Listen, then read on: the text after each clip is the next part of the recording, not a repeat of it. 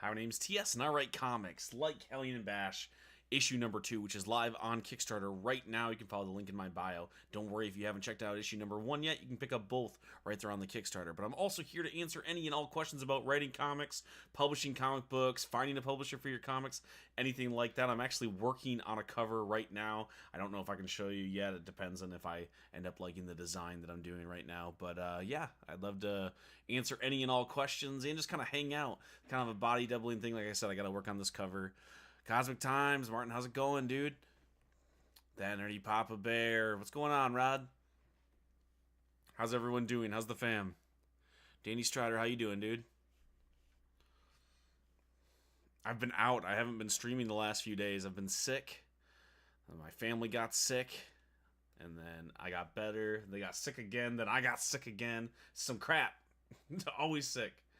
Wait, you write and draw? I sure do. I just don't draw a lot for my own stuff. I actually, funnily enough, I did a few pages for Irrepressible Comics, for CJ, for a little, one-shot comic book that Rod was working on.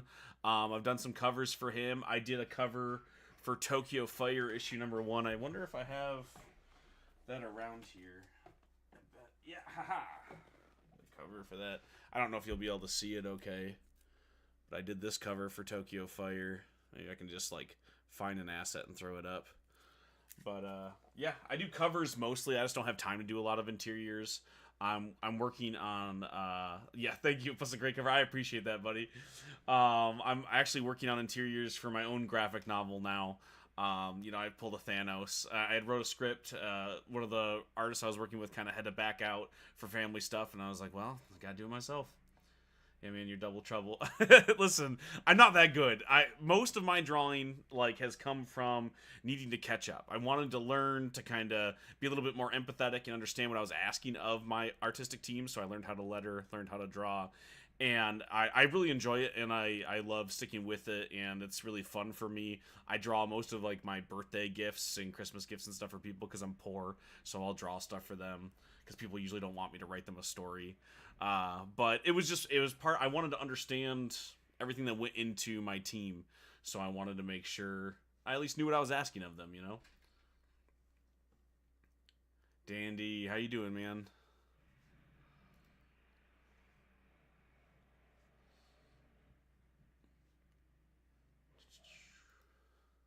Just scrolling through both chats. I should get some Spotify going as well, so I'm not just sitting here.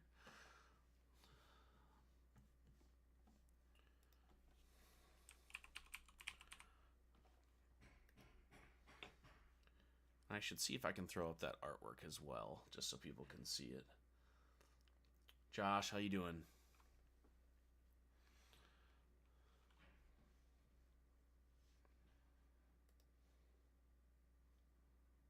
I think I have it set up so you guys aren't getting blasted by my Spotify, but let me know if it started to become a problem. And let me know if anybody has any questions, anybody wants anything to chat about. I write comic books, and sometimes I do covers for people, and sometimes I do interiors, but not often. Not often. I'm definitely more on the writing side.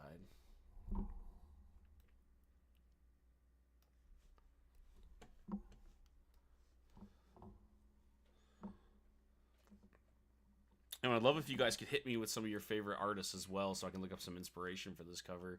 Some of my favorites, I love Scotty Young, Jorge Corona, Sean Phillips is another big inspiration for me.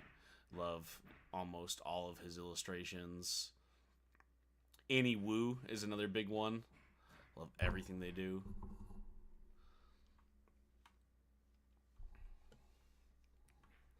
And obviously, if you have any questions about Hellion and Bash issue number 2, it is live on Kickstarter right now. People can go check that out.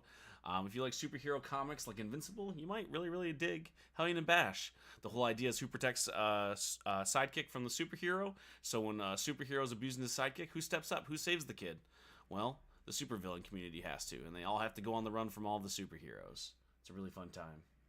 Jim Lee, Dan Mora. Love Dan Mora. Ray Dillon, that's a great one. Your stuff reminds me so much of Jeff Lemire's art. It always surprises me when you don't list him. It's because I'm not really like I love Jeff Lemire, especially his writing. I love Jeff Lemire's writing. I literally reread Essex County like I don't know 2 weeks ago. I reread Essex County like twice a year. I love that stuff, but I wouldn't say I'm necessarily inspired by his artwork. I love his artwork and I love what he does with it.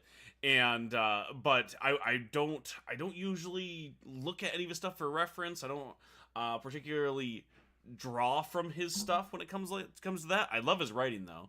But that's why I don't always list him as like an inspiration when it comes to my drawing, is I don't really see it. But maybe it's subconscious, right? Maybe I just read so much of his stuff that everything I draw looks like Plutonia. I don't know.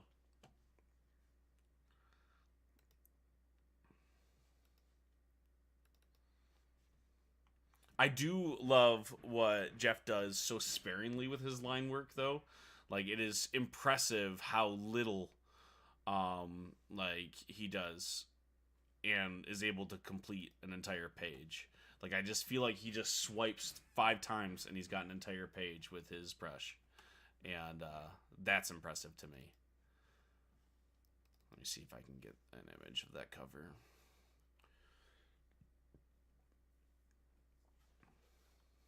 But drawing for me has always been more of a like it's difficult for me to learn different techniques when it comes to drawing. Writing comes so easily to me, and I practice at it, and it's still a skill that I sharpen every day, and I try to learn new tools to put in my tool belt. But I like understand it inherently, and for drawing, it's not that way. It takes a lot for me to learn how to do something like that. Definitely worth it though. Love drawing. Aha, there we go. I found that cover.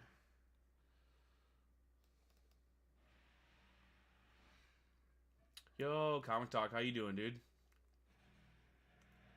I think he's top 10 in the game right now, so it's 100% a compliment. Thanks, man. I really appreciate that. It's tough shoes to fill, so, but like good company, right? Like I love his stuff, and I don't think he misses very often. All right, let me see if I can. There we go.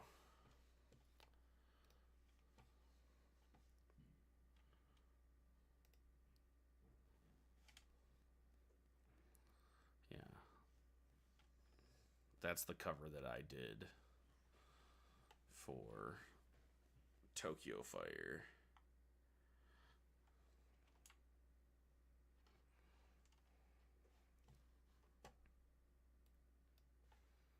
Hey, there's Colonel Jefferson. I was really inspired by like Sean Phillips covers for this one. I was going for all of his like Batman White Knight stuff where you see like 15 different figures overlaid each other with a background like that.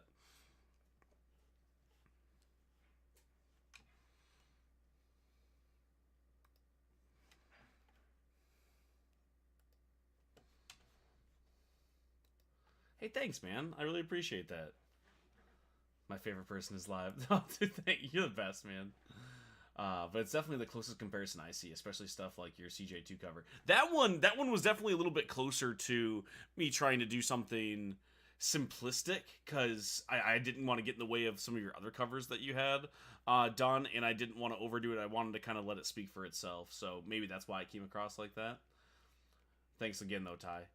It does look like Murphy for sure. All right, parenting calls. Love you too, buddy. Take care. Hey, T.S., you got a follow from Taylor Comics. It's me. Hey, I appreciate that. Now I need to get Taylor Comics to buy like 40 copies of Hellion and Bash #2. Can we make that happen? But real, thank you for the follows, man. I appreciate it.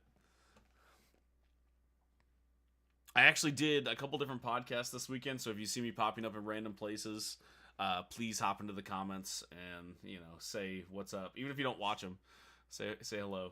Publisher, not shop. That's fair, man. Okay, I got you. 1,000 likes, and I need to go back to writing on my live, so I have a great one. Oh, thanks for stopping by, man. I appreciate you. Thank you for the likes. You're the best. I probably won't stay on too long. I just I needed some company while I was drawing some stuff, and got to keep that quota going. Got to go live. Got to make sure everyone knows what I'm doing. That I'm selling copies of Hellion and Bash #2 live on Kickstarter right now. Yoo-hoo, you're the best, dude. Thank you so much. I know you pledged like 50 grand. You didn't have to do that. Thank you so much. Uh, for real, man. Thank you. I really appreciate you. Why don't I check in with the Kickstarter? I've had a couple people message me, so let me go check that out. Let's see what it's sitting at right now. Let me switch over to the live Kickstarter feed. Let's scroll through here. We are sitting at 42 backers with $1,248 pledged out of a $3,000 goal with 22 days to go. Man, that's rad. Thank you so much.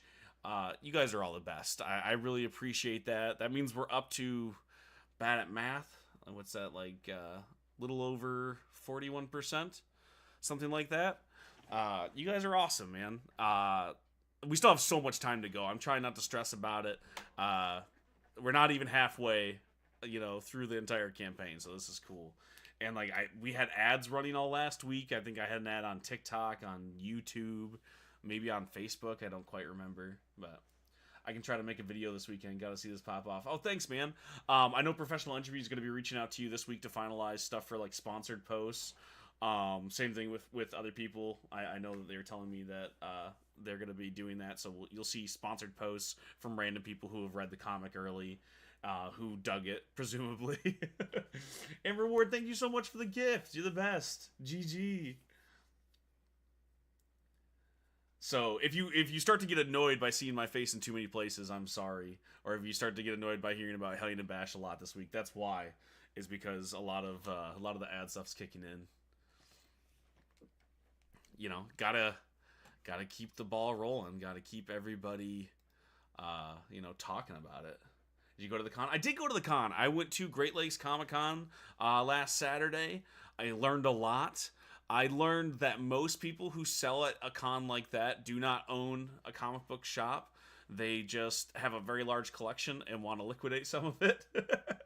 But I did talk to a few shops about carrying the book, which was like my main goal, and to get my, my sea legs under me. Get trying to get used to it. Sorry, trying to that's okay. Thanks, Taylor Comics, you're the best. But I got used to going to a con, getting a badge, walking around, being around that kind of a crowd. I got to talk to Sean Peacock. Shout out to Sean Peacock. All Sorrows. Go check out his book, Peppermint Desert, and Danger Boy, which is also live on Kickstarter right now. Both awesome books. Shout out to him. He had a really cool booth and was just kind of sharing some wisdom with me. But yeah, I had a lot of fun, and we'll definitely be going to more. I'm booking my table for Motor City Comic Con this weekend, as well as another Comic Con in April. It is, I believe it's called something Toy Fair in Holland, Michigan. But I'll be there with Mr. Fish Comics, so I'm trying. I'm getting my sea legs. I'm looking up a bunch of stuff for Galaxy Cons. I may or may not, I don't want to announce stuff yet, some panels that I'm going to be hosting. I'm just like doing indie comics. So, yeah, trying my best. It was a lot of fun.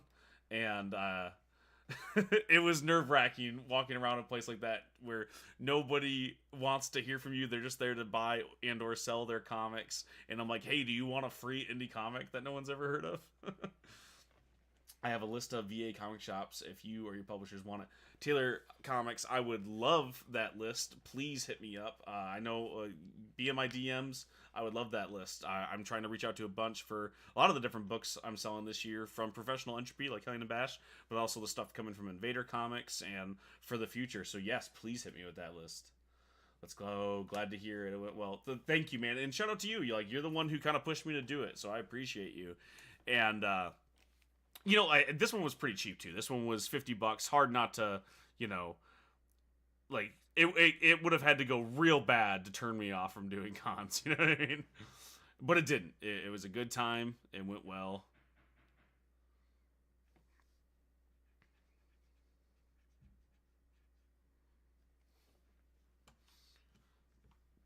Ricardo, how you doing, dude?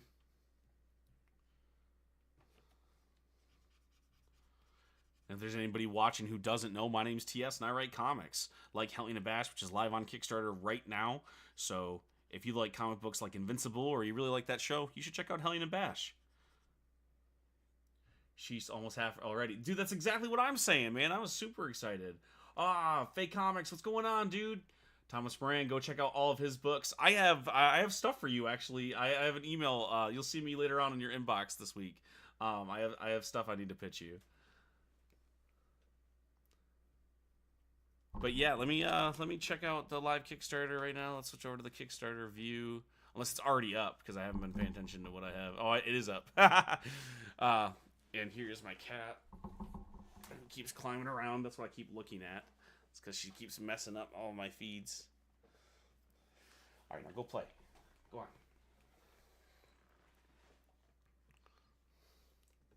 Yeah, we can talk after going through changes. Oh, man. Aren't we all? Having to adjust like the different models, especially with everything that just happened with Diamond. Half the publishers that are willing to work with me lost their distribution, and I'm still waiting to see how things came out of Comics Pro. Like, did people come out of Comics Pro with a bunch of new distribution deals? Did they switch to Lunar or Penguin or some other place? Did that get gobbled up, or are we going forth to just direct marketing to different shops? That was also the other thing that I was doing at the Great Lakes Comic Con this weekend, was just talking to any local shops and distributors, going, hey, what's the deal? It's interesting seeing how everything is in flux right now. Rip Diamond, dude, exactly. It needed to happen to a certain extent, right? Like, there's a lot of complaints about Diamond between their monopoly, the way that they were handling stuff. Obviously Bill's not getting paid, all of those crazy things. But it is tough to see that a lot of the smaller publishers are going to get hurt from this. And, local comic book shops are going to have to shift their business model. Also, I'll be at GalaxyCon, St. Louis. Is that Seattle, St. Louis? What? Which one is that? Please help a dumb guy out here. It's their first time being there. Good comic community. Wherever it is, I wanna be there. I wanna come check that out. St. Louis. Oh, I was right the first time. Yeah, thank you. Yeah, I kind of want to hook up with you, like, going through there, because I think, are you Chicago based?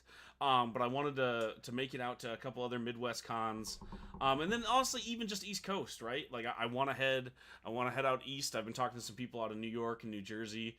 I wanna hit more. I want to take it a little bit more seriously, because that's a great way to network, and I want to meet more people, and I had a lot of fun this weekend going to them, so I want to do more of it. You're St. Louis based. That makes more sense why you'd be at that one, hey? I'm sorry. I don't know why I thought you were out of Chicago. But yeah, man, I would like to head out that way. And the good thing about where I'm at right now is, like, flight wise, obviously dangerous at the moment, but trains run like everywhere, so I can take a train out there and it not be so bad. I would drive, but it's a long drive and I don't want to.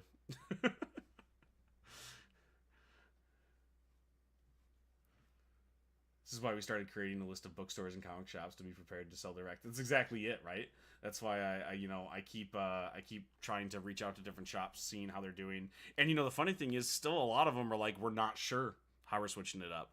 A lot of them, they've talked about not carrying, like, toys anymore, because a lot of their toys and statue sales come from Diamond already. So it's like they're not even going to switch to a different distributor for that. They're just going to stop doing that, because they only started because it was easy, because they could just order it through Diamond, right? Like, when you grab your pull list from there, it's like you also can just go, yeah, I want 5 copies of the new McFarlane Batman toy. But I already got my table and hotel because the hours go late, and I'm not a fan of driving like that. Exactly, man. That's exactly what I'm thinking. So now it looks like I need to look into Missouri, man, so we can link up. The first big one, I think, will be getting me out of the state, getting me over to Chicago, and trying that out, and then hitting the East Coast, and then heading out west. A couple of my publishers kept threatening to send me to Comics Pro last weekend, and I was like, it's not that kind of con, it's not that kind of thing. But they were like just looking for representation out there, so they're like, hey, what do we got to pay you to get you on this train out to California? I did not want to do it. Oh, Ricardo, I missed that one. My LCS has been scrambling a bit. Yeah, yeah, exactly, man. Like they've been really questioning it. And like I said, like they're all in flux, and no one knows really what's gonna happen to end up. I think we're gonna start seeing some answers out of this weekend though, because Comics Pro being done, new deals have been signed. There's gonna be answers there. You need the C2E2. It's a possibility. The cool thing is, specifically Professional Entropy. Like I said, I've been working with a number of smaller publishers, but Professional Entropy, because they don't have a huge talent pool, it's like me and the artists that I work with. So it's like if they want representation at any of these places, I'm their go-to of going, hey, can we get you to table? Like we'll get you a Professional Entropy banner, but then also just table with whatever stuff that you want to table with. So it is a little bit of like, well, where do people want to see me? Where's it a good idea for me to be? Where can I afford to get to? So, that's a possibility, man. Chicago, from my experience, is a very rough comic community. I've heard that as well. I talked to John Avina about doing some of the Chicago Comic Cons, and I've heard that it's really cool for connects, like meeting people from bigger publishers. But when it comes to like getting people to buy your indie comic, I've heard that it's a little bit rough. Hey, we'd love to have you in SoCal. Listen, I have a lot of friends in California as a whole. I mean, California is a big state, obviously. I know a lot of people in Northern California and a handful in Southern California. Shout out to Sky Hawkins, the artist that I work with for Tokyo Fire and my co-creator. So, I would love to link up out there. The bigger thing, and I know it seems like, I've been about this. I don't really travel. Up until, this year as I get ready to plan to go to all these cons and stuff, I didn't go places. I've left Michigan one time in my entire life. I went to Florida one year for Christmas. It was like my freshman year of college. That's it. I don't travel. I'm not a big travel guy. I have two little ones at home, and my wife's not a gigantic traveler either, so it's just never been a thing, either from affordability or just, wanting to do it recreationally. But for work, it's like, well, you kind of have to. And I'm excited to do it, but it just doesn't come as easy to me, Yeah, worst sales I've ever had. That's counting all the cons I've ever been to. That's crazy. That's crazy, Thomas. I mean, especially because, you've gone to a lot of them. And it's like, you have a pretty popular brand when it comes to your superhero comics specifically. That's really rough to hear. It doesn't give me a lot of hope, right? Because it's like, if I were to look at your sales, it's like, I know Hellion and Bash is going to sell a percentage of what Warden sells or Beats, right? It's not going to sell as well as them. So if that's what you're dealing with, so then I have to look at it from a different angle. I have to go, okay, I know I'm not going to sell enough to make the trip worth it. What will, right? It's like, what connections can I make? Can I talk to a few shops out there? Best I've ever had is St. Louis and Davenport, Iowa. Is St. Louis, is it because you're local? Is it because you're a little bit of an established thing there, you think? Or is it just because it just happens to be a good scene?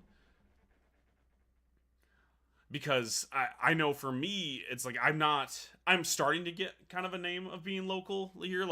Now going to that con, now starting to talk to other Michigan comic book creators. People are starting to know who I am and that I am from Michigan, that I do this stuff. But because I don't go to cons, most people wouldn't necessarily know that I'm a local guy when it comes to any of the local scenes. So when I had popped up, they're like, who? Like the Star-Lord meme? No, it's just a great comic community. More people willing to give indie a chance. That's really rad. That was the answer I was kind of hoping for. If I can't ride your coattails, I gotta hope that at least they're interested in seeing other coats. You know what I mean?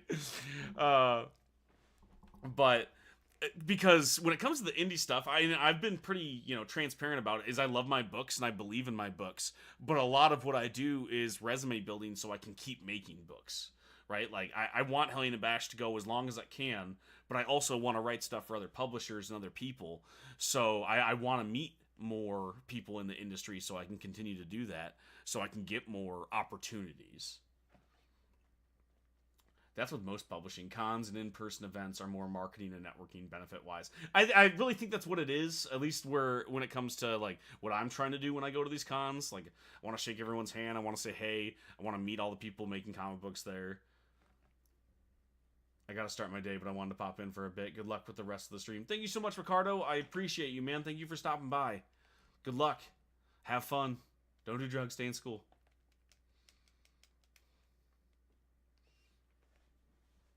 but yeah, the networking part is a big thing for me. Is I want to meet more creators, find more opportunities, and like there is a little bit, if I can reach more people, I want to see who's reading what where. Like if people dig my stuff, I would love to go to their city and meet them, because it's like I have a small enough fan base where I could feasibly meet everybody, right? Like it's not like I have thousands of fans. I can meet everybody who's even remotely interested in Hellion and Bash or Tokyo Fire or any of my books.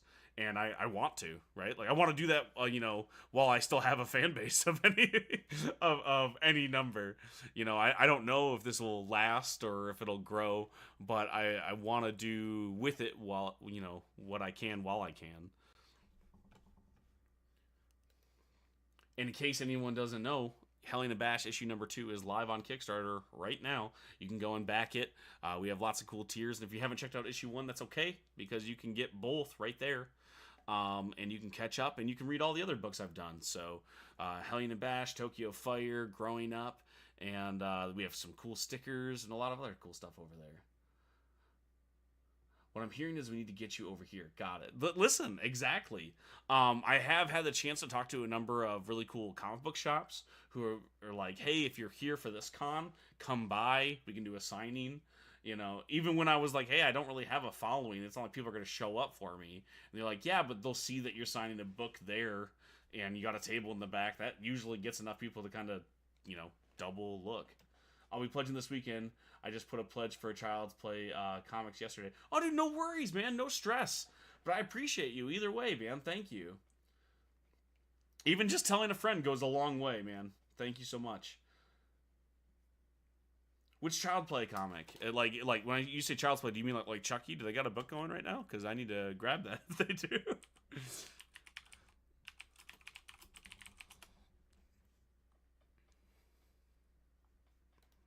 Oh, that one. Okay, yeah, I do know what you're talking about. The all ages one. Yeah, I think Professional Entropy already backed this one.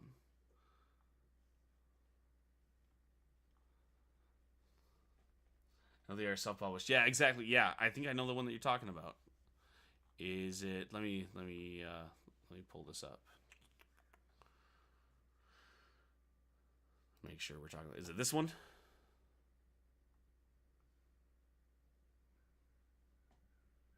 Yeah, got it in one. Everyone running to Kickstarter to see Child's Play's Kickstarter. Exactly. No, but that's a big part of it. Like if you sell comic books on Kickstarter, if you make them, it's like you try to back whenever you can. Even if you don't have the money, it's like back for $1 without a reward, anything like that. Number one is you want to show that your people, like your fan base or anyone who comes across it, that you're giving back to the community, that you're backing other projects too. But also it's because you want to see people backing these projects. You want it to keep living. You want to see people making indie comic books. That's exactly it from Fate Comics. Supporting all self-publishers is my goal. And you've done a really good job of that, and I learned a lot from you and Mr. Fish doing that. That's the reason why I back them whenever I can, whenever I see them.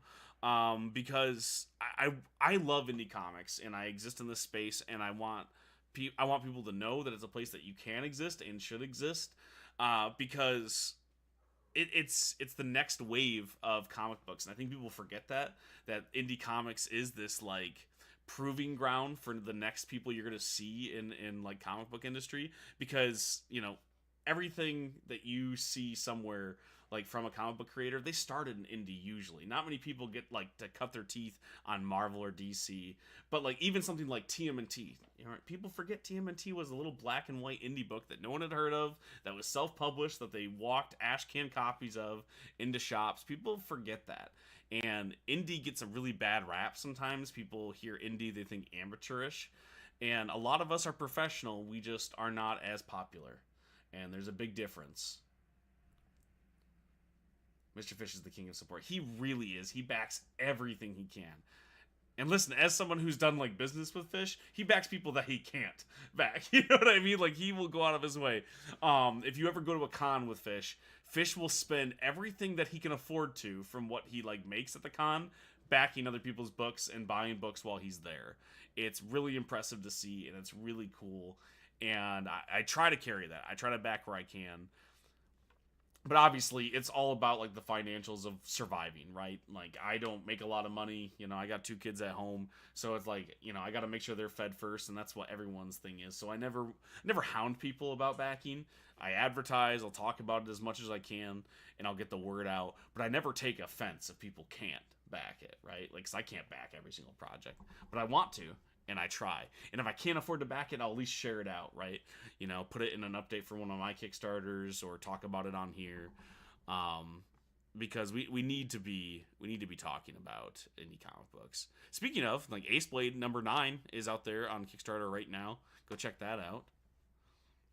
I was just scrolling through the stuff from from mine, and I made sure I'm logged out because I've accidentally shared out my account here before. Where are they sitting at? 5,506 out of a $5,500 goal. Oh, nice! They just finished up. Congratulations to Ace Blade #9.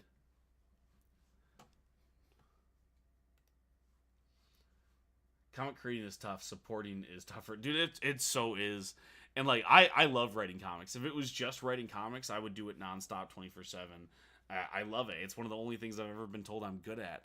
But as you know, and most people who make indie comics or make anything know, making the thing is such a sliver of what the battle is, really.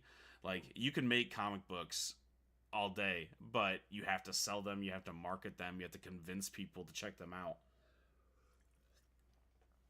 And that's a way harder battle, honestly. That's way more difficult and a way larger portion of what your time's going to go to, which is crazy, right? Like, people who make comic books talk about how it's it's a small business every time you put out a new comic book, but they don't talk about how much of that small business isn't making the comic book. It's such a sliver of what you do. It's scary how Ace Blade only has $5,000. Like, he is one of the top indie guys in comics. Exactly, right? There is a little bit of like, well, I'm super happy for him, and I love to see that, but like, that should be 3 times that number. So if that's the number that he's getting, it's like, oh man, like, I need to talk to my publisher about, can we get costs down so I don't have to put it so high? Because if he's only at 5,000, like, how am I going to get to 3,000, right? It's tough. And obviously, like, it's going to expand and contract, and indie comics right now definitely are contracting. The people aren't on Kickstarter the same way they were for the last few years, so you have to be conservative and try to aim lower, honestly, when it comes to what you're going to get. But I will say it does make me nervous when I see somebody as big as Danny only making that, where I'm like, oh man, am I going to be able to hit my goal by the time I need to? Especially as I get publishers involved with some of these. Is like, even if I hit the goal, I need to show these publishers that it's worth it to make the next issue on some of these, and that's rough. Beats #2 ended at 380, and it's a reality fist in the face. Man, oh man, I'm so sorry to hear that. And I don't think I even knew that it was running at the time. But that sucks, man. Especially like Beats #1, one of the best indie comics out there, award winning with some of your books. And that's a big part of it, right? Like, if you and Danny are only doing this well, it's like, I don't have a lot of hope to continue in that. And that's a big part of why, like, I push my stuff to other, like, publishers. One of the reasons why I have a publisher for Hellion and Bash, like, even though I self-published issue #1, I got a publisher involved so I could expand that resume, so I can start working with publishers, because I do see a little bit of the writing on the wall when it comes to indie comics. I know that there's not a million people who are willing to go and check them out and back a new book that they haven't heard of. I don't have Spider-Man on the cover. And so a lot of what I do is to work towards getting a chance to work with bigger publishers, because that's survivability, right? I love working on my own IP, but working on somebody else's is a way to stay in the industry and make enough money to keep going, I wish it was award winning, but it's why I took a step back to see what went wrong. That's fair, and that's really important. I could have swore maybe it wasn't Beats. Was it Wardens? I could have swore you won an award. I tell people you do, even if you didn't. I tell people that you do. So maybe I'm telling stories out of school, but I tell people you're award winning. But I love your stuff. Me and Fish talk about Beats #1 often. And me and you have talked about other stuff in your universe. I'm a fan of what you do, and I think you do a really good job. And it does make me nervous, right, when it's nominated in the Heroic Awards. That's what it was. Okay, but which is still huge, man. You don't see any of my stuff nominated for any awards. But it's like you and John Avina like killing it when it comes to like getting recognition, and that's really rad. But like if you're having a hard time, that makes me nervous when it comes to indie comic books. And I want to do it any way I can. It's just we do have to look at it every single time and see what we can do better, see if there's even anything we can do better. But I'm proud of you for at least recognizing, stepping back, and not trying to brute force it and going, okay, I'm not just going to do this again the exact same way. What can I do differently? What do I need to change? Because it's always evolving, right? Like, it's never going to be the same each time. But it does make me a little nervous when it comes to making it to that part, you know? You're good at marketing, man. It's one thing I'm terrible at. I don't know if I'm good at marketing. So I appreciate the sentiment. I appreciate what you're saying, but I don't know if I am good at marketing because like, yeah, like, so if we go to live to the Kickstarter, let me bring up mine. Like I've done more marketing on issue 2 than I think I had the entire time. I didn't put out a press release this time around, which I need to. But I did I ran ads with the publisher and stuff. And I've been trying to go live more often. But even I could only drum up 42 backers, right? Which is still, I see only. That's awesome. And I appreciate every single one of them. But I don't know if it'll be enough, right? So, like, if I'm good at it, like, what does that mean, you know? If I'm seeing you all over my FYP, you're doing something right. That's fair. That's fair. At least, listen, people might have heard of me. TS out here giving false information. I didn't mean to. I didn't mean to do it.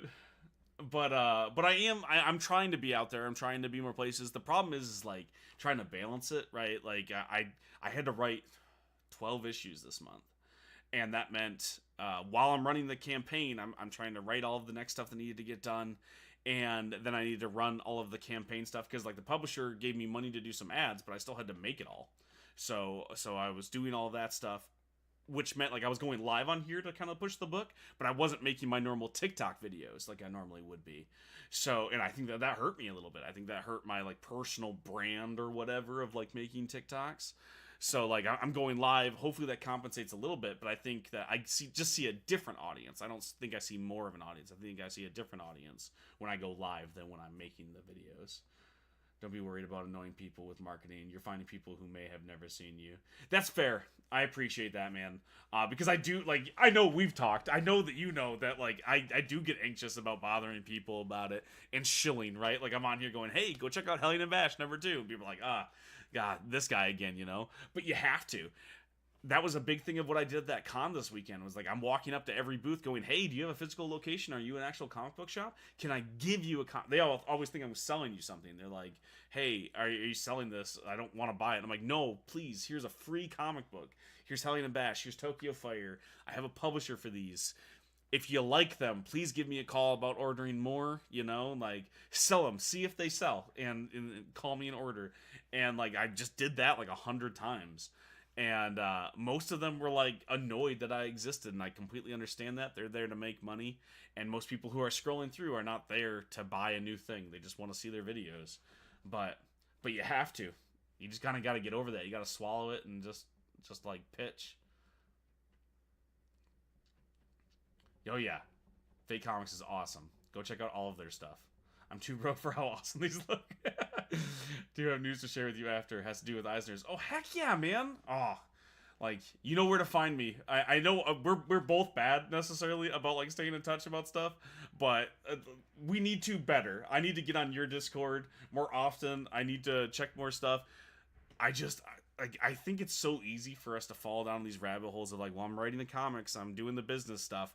I don't chat enough with people, which is a big part of why I've been pushing the cons. Is like, I want to know that stuff. I want to be able to chat with you, not just when I'm live and we catch each other on TikTok. It's just, It's just hard. Also, never be afraid to share the Discord to anyone. Oh, definitely, man. I can definitely do that. I think part of what happens with our Discords, too, like, because I'm in a number of them, is, like, I'll share, people are on there, and then inevitably there's, like, one or two people that are annoying or mean or whatever, and because they're small communities, there's not a lot of moderation, so then they just kind of fizzle out, and then no one talks on there anymore. And you have 15 different group chats, you know, and then life gets in the way, and I see it all the time. I'm in so many different TikTok, like, creator discords from around our different communities, and the same thing happened each time, and it sucks a little bit. It makes me sad because I love talking with people who make comic books. I love making comic books, and everyone's at different levels, so no one fully knows what they're doing, and I learn something every time I talk to anybody, right? Whether you're like a pro at this and you've been working with Marvel or DC, or like you're putting out your first indie book, there's always something to be learned, you know? I'm everywhere constantly watching things. I mod a few things. That's rad. I love to hear that. I think people hear moderation, they go, "Oh, that's boring. That's for annoying things." And it's like, that's not the case, man. It keeps communities safe, and it keeps them from fizzling out like that. White, you guys are motivating. I haven't written comics in years, but seeing you all do it is inspiring. Dude, that means a ton. Thank you so much, and I really hope it is motivating. I hope that you see people doing it and like want to get back on the horse, because I love making comic books. It's a blast. I won't say that it's easy, and I won't say that it's cheap, right? One of the reasons why most people stop is because it's expensive, and it's freaking hard to do, and there's not a lot of things. But like, Hellion and Bash #2, I have 42 backers right now on Kickstarter. Links in my profile, right? Links in the bio. But like, 42 people wanted to read this issue so far. And that's crazy to me. I never thought anyone would want to read anything that I do. And I started making comic books because I read a lot of comic books that I liked, and I read a lot of comic books I didn't like. And I needed to put my money where my mouth was and make comic books myself. If I thought that I could do better, I needed to try. And I quit my job, which I don't recommend you doing, because it's hard out there making comic books, and I did that so I could make more of them. And so far it's worked. But comic books is such a volatile industry that it's nerve-wracking, you know, like trying to survive doing it. One thing to always remember: never too old to write. You're never too old to write books. Most comic writers are 35 plus in age. Dude, exactly this. I'm actually working on a graphic novel right now, and it's called, Am I Too Late? And it's a question that I ask often. Like, when I'm at my lowest points and I'm talking to my wife and we're looking at, you know, the financials of all of this stuff, it's a thing that I ask often, and I get sad because I'm like, I see these young people who are way further along than me, and I look at the career I left behind to make comic books, and I go, am I too late to do this? And then you look at someone like Chip Zdarsky or Kyle Starks or Scotty Young, and these dudes who are like, they've now been doing it for a while, but they got into the industry 10 years ago when they were my age, you know? And it's like, it's not too late to be doing it. And it takes a long time to do it, and it takes a while to build up the momentum and the financials to be able to do it. It's expensive to make comic books. It's a pay-to-play industry. And no one will hire you to make comic books if you're not already making comic books. So it's not too late. And I have to remind myself that sometimes. I was a mod on this site called Pencil Jack way back, and I made lasting friends connections. That's rad, White, man. Like, hook me up with some of these friends. Let's be friends. Let's talk comics, man. And also, like, what comic books did you make? Like, what were you working on? I'd love to hear about it. Most of the young ones worked on it just as long. Most went to college. Right, exactly. Most of them, like when they're on there, it's like, yeah, they might have known somebody, but they've been doing it for longer, like just either in the background. I know a lot of people who were making comic books in high school, and God, I wish I would have been doing that. I was always a writer, but I never thought I could do comics till more recently. Boom, a new imprint with my publishing company. Yeah, that's rad, man. I'm super happy for you. That was me, right? Like, out of high school, I was working as I worked at a bunch of help desks. Like, I was in IT, and as I got promoted there, I was a technical writer, and I wrote the most boring things in the world. I wrote copy. I wrote like technical stuff in the background. I did like logistics stuff, and eventually I was writing about car parts for like Amazon and stuff. So it's like, hey, these are these brake pads, and these are the things I'm allowed to say about them. Here's the things I'm not allowed to say about them. Maybe buy them, ? And then a lot of emails. And eventually it's like, I had to be done. I couldn't do it anymore. I was in meetings to schedule more meetings. I hated it. But now I don't have to do that. Fake Comics is a great question. So what is Hellion and Bash about? Hellion and Bash is my new comic book. You can check it out at the link in my bio. It is right along the lines of something like Invincible. So if you like independent comic books with superheroes, Hellion and Bash is the book for you. It's all about asking the question, who protects the sidekick from the superhero? So when people find out that there's this superhero and he's abusing his sidekick, who steps up to stop him? If Batman is abusing Robin, who's going to stop Batman? And if you did stop Batman, what does that mean for the world if we don't have Batman anymore? So the super villain, the super thief Bash, steps up and saves this kid. And now he's on the run from the entire superhero community. And that is, in a nutshell, what Hellion and Bash is about. We're on issue number 2. Issue number 1 sold so well, I was able to get a publisher for it. They're called Professional Entropy. I'm their flagship creator with their flagship title. And it's live on Kickstarter right now. And if you haven't checked out issue number 1, that's okay, because you can pick up both. Issue number 1 and 2 on the Kickstarter right now. Thank you for the tee-up. Dude, I'm 42, definitely starting over with comics. Hell yeah, man. Never too late. Robin runs away from Batman. Right. And like there's a lot of questions in the book about that.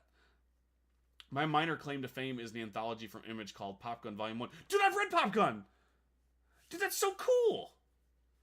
Which one did you write in there? I gotta check that out.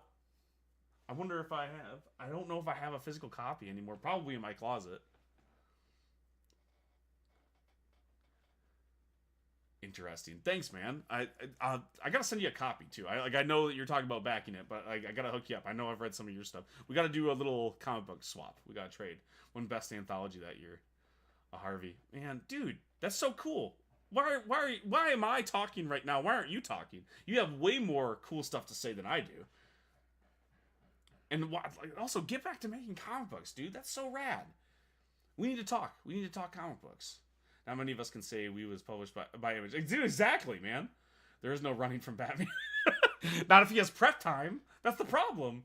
La Llorona with Ed Tatum, Marcus White. Dude, Marcus White.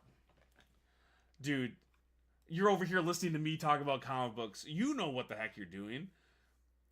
And far be it from me to say, hey, why'd you stop doing this? Because there's a million reasons. And this thing it'll chew you up and spit you out. But if ever there was a time that we needed to see somebody jump back into it, it's now. Because I love comic books, and I love making them, and I love working on them in every aspect of it. It is the coolest thing to me. It's alchemy when you make a book. It's magic, okay?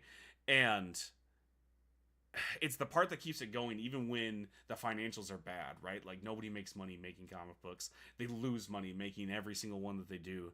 And to me, it's so worth it if you can still manage it, if you can survive and make comic books, because it's like, just to put it bluntly in like the most TMNT way, because I know that's how I talk, they're just rad, man. Comic books are rad. It's the coolest thing ever, and we need people making them. And it sucks that it's tied into such a capitalistic industry. You're right, everything is. All art is capitalism, and it sucks. But it needs it. We need it. We need art in our society, and we need comic books. Depends on which Robin is running. He was a storyboard artist for Generator Rex at the time. Dude, that's so cool. All but Tim. Tim Drake is one of my favorite Robins of all time. Big influence on writing Hellion and Bash.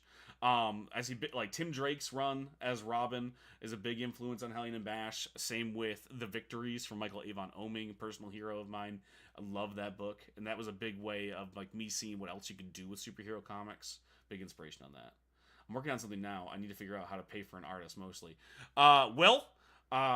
Sell anything that you can. That's how I do it. Fake comics, somebody is getting away. Damien is your favorite? That's rad. I love all the Robins, but Tim Drake is my favorite for a number of reasons. Probably the bias of nostalgia in the time of when I came up in comic books. He was the Robin. But like, listen, affording an artist is so tough. That was a big part of getting a publisher on board, was that I could pay Marcus Pedro, the amazing artist I'm working with on Hellion and Bash #2, up front, and he could get working on issue 2 while we were trying to, working on issue 2 while selling issue 1, and then issue 3 while we're selling issue 2. You know, like, it's $3,000 is like baseline for what it costs, and that doesn't come easy. I will say, because I'm friends with a number of artists who are also trying to break in, and what we do is we agree to work on a project like where neither one of us are getting paid because it's both of our ideas. I partner with a lot of artists, so we can make pitches to publishers and whatnot, because we're at the same part of the industry, which has helped a lot too, and me being able to make books. I also trade work for art a lot. Like, hey, I do editing on the side. I write stuff for them. You know, it is what it is, but you can do it.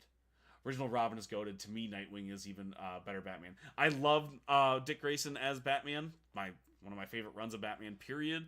I talk about that all the time. Like, I love seeing that. And to me, I wish Tim Drake was Batman if he got the chance. But I loved when Legacy was a thing, when they would pass the mantle down. I loved that about DC Comics when I was younger. And you just don't see that because they got to keep the status quo to make the money, right? Like, and that sucks. Legacy is a big part of my superhero universe. Art is expensive for sure. My new series is about 3,000 ish for pencils and ink. Exactly. That's exactly it. That's same thing for me. Sorry, I meant 5,000 for pencil and ink on new series. Oh man, that's even rougher. And that's hard. Like, trying to earn that back is rough. My artist friends are already successful. That sounds cool, but they cost too much. That's fair too, and that's a big part of like crowdfunding, right? Like, that's a big part of why we do it that way. Is like, hey, can we afford to make the book? Partner up, make a pitch packet, take it to Kickstarter or Zoop or any of the number of crowdfunding sites to see if you can raise enough to finish an issue. Which sucks when it comes to like the timeline of it, but it's possible.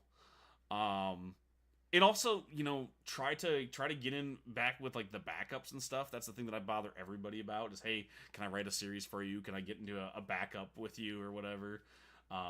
I don't think there's a pro that exists right now who hasn't gotten an annoying email message from me going, hey, please think of me. Here's my portfolio. And I hate it. I'm such an anxious dude, and I hate bothering people. It keeps me up at night.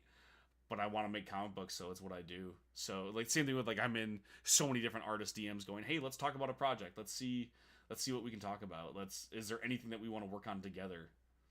I always forget about Stephanie's brief Robin run. It was brief. I actually have a copy of her first appearance in Teen Titans, just around here somewhere. Because I was reading Teen Titans at the time, so I just happened to have that when she shows up randomly. And Superboy's like, "You're not Robin." She's like, "The hell I'm not." I love that. The passion has to take over and over advertise.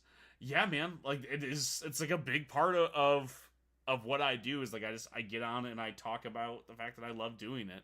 And I think that a big driver of why I've made it this far is just me going, hey, I freaking love this. And while it hasn't paid off when it comes to like networking like big publishers or big like pros or anything, I do have a publishing deal with Invader Comics. Oh yeah, do you guys know anything about Invader? Saw a TikTok about them taking submissions. Yeah, I wrote a series called The Digger that's being published by Invader Comics. Mike Perkins is a great dude, great editor over there. They're really cool. A little bit of a smaller outfit, right, by comparison. They had distribution through Diamond. I don't know. I think that's still happening for now until Diamond shuts their doors. But Comics Pro just happened, so they might have different distribution.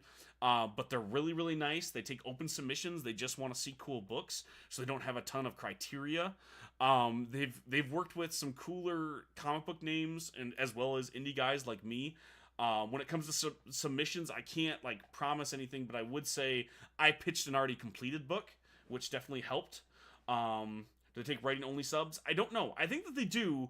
I don't know if they purchase them, like if they license it, but they do take any kind of submission. So there's that. I don't know if they're good about pairing people. I haven't heard of them doing that. But like I said, I pitched an already finished book to them, and that's how I got in. But they take lots of different weird stuff too. Like they've done an art book. They just did a Nosferatu art book. They did Daria, which was a graphic novel from Josh Rubens, the dude who just directed Hard Eyes, and does a bunch of other stuff. He did Werewolves Within. But so like they do work with bigger names. They did the Onyx the Fortuitous children's book. So they have some like bigger stuff, and they're pretty successful. And they had distribution. I don't know if they still do. I would go check out their page, but they're really, really nice. I can tell you that. They've been very supportive of me and my project. Obviously, I didn't get like an advance or anything like that, so I can't talk about like the financials of it. But basically, the deal that they made with me was because they wanted my book to get made.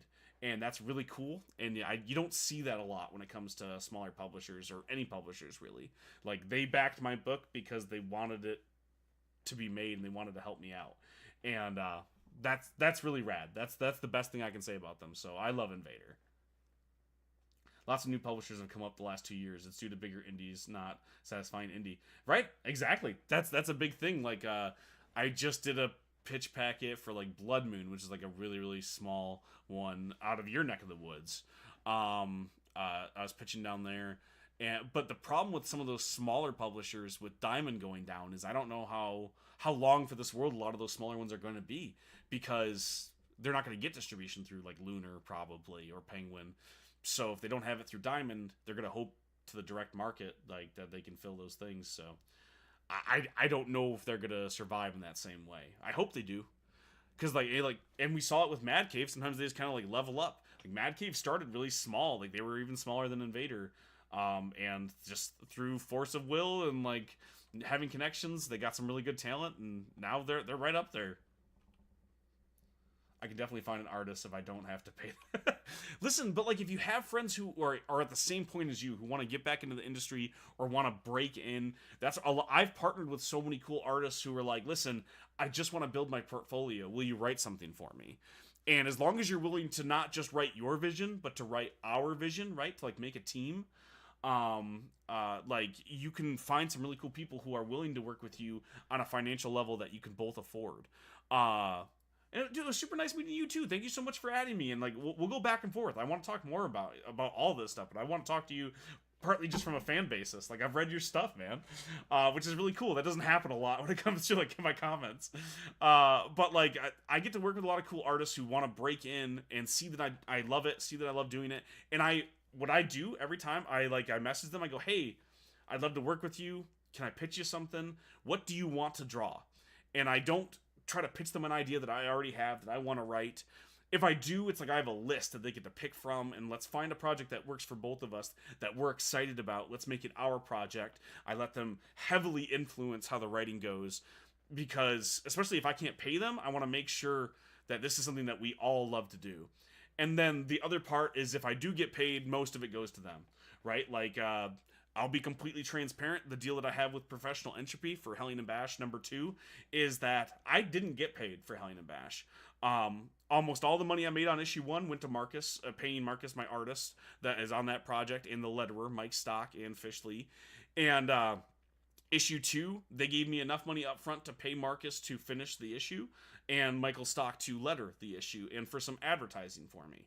They're also paying for me to table at a few cons. I did not get a paycheck from it. If it sells enough to break even on what they've put out money-wise, after that, then I start to get a cut of what it makes. And that's the way that I've done it, so I can get Marcus at a rate that he can afford to work, and then I can do it, you know? I gotta get going and finish the script up for my editor. Message me when you get a chance. Definitely will, dude. Thank you so much for stopping by. It was a blast catching up with you, and I know that I'm bad about catching up, so I appreciate you actually stopping by and like forcing my hand, man. It means a ton. But yeah, so if you ever have questions like that, or just need a cheerleader in your camp to talk about making comic books, I will gladly do that.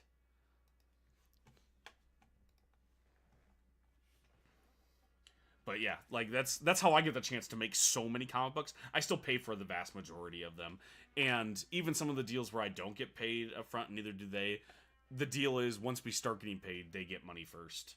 Like it's how it goes, because I'm in this to build my resume and to work in this as long as I can, and I gotta recognize kind of like that writers are not necessarily a commodity in this industry, which I never want to downplay my skill. I think I'm very good at this. Other people have said I'm good at it, but there's a lot of other writers, you know? How at this point getting published again means more than getting paid. Dude, that's exactly it. That's a big part of what I'm trying to do. It's like the Invader deal, the Professional Entropy deal. That's more than a lot of people can say. And hopefully it opens up more doors, because when I first started, I self-published a little anthology, same as you, except for they didn't go to Image. Like, listen, I self-published it. It was called Growing Up. No one bought it. No one saw it. It died on Comixology, right? And then I said, okay, what if I take my life savings and I hire a bunch of really talented artists who work for Marvel and stuff to make pitch packets with me? So I did that. Pitched them everywhere. Small publishers, big publishers, anyone who would listen. Everyone said no. But eventually they didn't just say no. Eventually they said, listen, these are good. Your writing is good. No one's ever heard of you. We're not going to pay you for this book. You need to self-publish more stuff.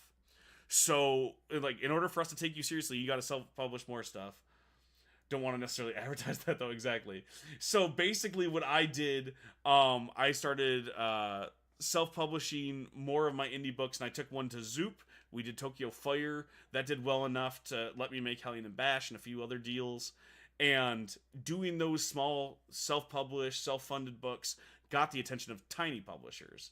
Hopefully, that'll let me carry that over to bigger publishers. But it is worth its weight in gold to me to work with a publisher at this point, even if it means me going broke in the process.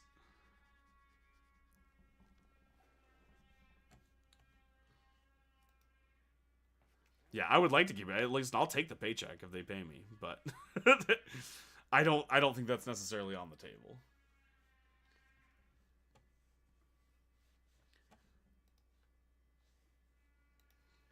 Vargas, how you doing, dude?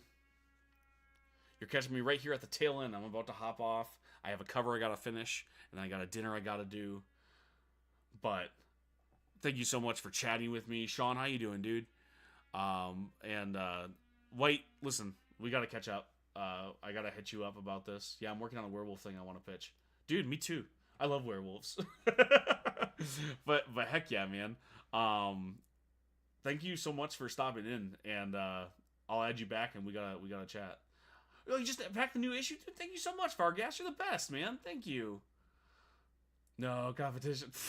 Man, okay, listen. There's the reality of it. Oh, Taylor Comics, thank you so much, man. You go start on some scripts. I will talk to you later. Thanks for stopping by.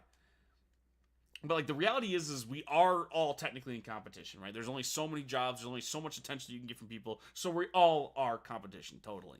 But also, we're not, right? Because I want to see you succeed, you want to see me succeed. Anybody who makes I've never met another comic book creator that's like, I hope I get that gig over somebody else. It's like I do, but also I'm excited when John Avina's like name pops up on awards. Like I'm not as big as him, I'm not doing as many cool things as him, but would I love to have that opportunity? Totally. But like seeing somebody else in that same sphere as me, like it just does nothing but like hype me up, and I want to see everyone's stuff succeed, you know? Actually, the way my pitch works, it could be an anthology. The title is A Plague of Wolves. Oh, dude, I love that's a great title. Great title. I'm not going to tell you what mine is because I don't have a title yet. Mine is decidedly not an anthology one. I had a couple other anthology books that I had pitched to people, and I've written in other anthologies. I would, if you ever like are looking for a script, please let me know. I would love to do that. I have the list of dude, right. I have a pitch list is what I do, and I have like working titles for all of them. But like I've been in other people's anthologies. I just did a couple things for Fish Tales Volume 2, which was Mr. Fish's, like a pal of mine. Some have stories, most don't. Still, like it's your process, man. You don't always need the entire thing fleshed out. Sometimes a good title is all you need to get everything going. And it's good to have like a list of titles to like fill in the blanks sometimes. When you have like an amazing story and you're like, I don't have a title, and you look at your list of titles and you're like, oh, that one fits. That one's perfect. I'm gonna do one last checkout of the thing. Let's bring this up. We are sitting at 43 backers with 1,264 pledged out of a $3,000 goal with 22 days left to go. Thank you so much for your support, Vargas and everybody else. You guys are the best. Like, seriously, it means a ton. Like, already halfway there, not even halfway through the month. Man, you're giving me hope. I'm like Hawkeye over here, like, don't give me hope. But seriously, you're the best, and it's been a blast catching up with you and meeting new people in here who are way further along in their career and don't need my help. So I'm sorry if I sound like I'm trying to explain to you the stuff that you already know. I can't help it. I'm used to people coming in here who are like have no idea what comics are, you know? I think it will go well, bro. I appreciate the optimism, and I hope so. I will hit up almost all of you because you guys are awesome offline, and we will catch up soon. take care. My name's T.S. and I write comics. Go check out Hellion and Bash #2. The link is in my bio.